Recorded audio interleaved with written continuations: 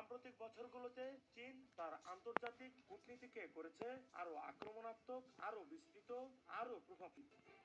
মূল তালিকা শক্তি অর্থনীতি। বিশ্বের 100টিরও বেশি দেশে চীনের বিনিয়োগ, বন্দর, রেল লাইন আর অবকাঠামো নির্মাণ প্রকল্প সবই বেল্ট অ্যান্ড রোড ইনিশিয়েটিভের অধীনে।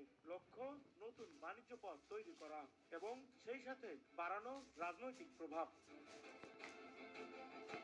আঞ্চলিক রাজনীতিতে চীন দেখাচ্ছে তার শক্তির নতুন রূপ। দক্ষিণ চীন সাগরে কৃত্রিম দ্বীপ নির্মাণ, সামরিক শক্তি বৃদ্ধি আর আন্তর্জাতিক আদালতের রায় উপেক্ষা করে সবই চীনের কৌশলগত প্রভাব প্রতিষ্ঠার প্রয়াস। তাইওয়ান ইস্যুতে চীনের অবস্থান আরো স্পষ্ট ও কঠোর। বেইজিং বলছে তাইওয়ান চীনের অংশ এবং এ বিষয়ে কোনো আপোষ নয়। সামরিক মহড়া, কূটনৈতিক চাপ সব মিলিয়ে এই অঞ্চলে উত্তেজনা বাড়ছে প্রতিদিন। আন্তর্জাতিক সংস্থাগুলোতেও চীনের উপস্থিতি এখন আগের চেয়ে অনেক বেশি দৃশ্যমান। জাতিসংঘ শান্তিরক্ষা মিশন থেকে শুরু করে WHO, WTO সব জায়গায় বাড়ছে চীনের প্রভাব।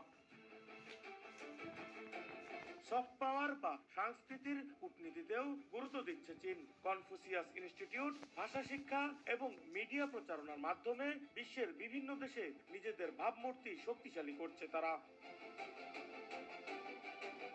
বিশ্ব শক্তির ভারসাম্যে সবচেয়ে বড় প্রতিদ্বন্দ্বিতা এখন চীন ও যুক্তরাষ্ট্রকে ঘিরেই। প্রযুক্তি, বাণিজ্য, সামরিক ও ভূ রাজনীতি সব ক্ষেত্রেই চলছে টানাপোড়েন।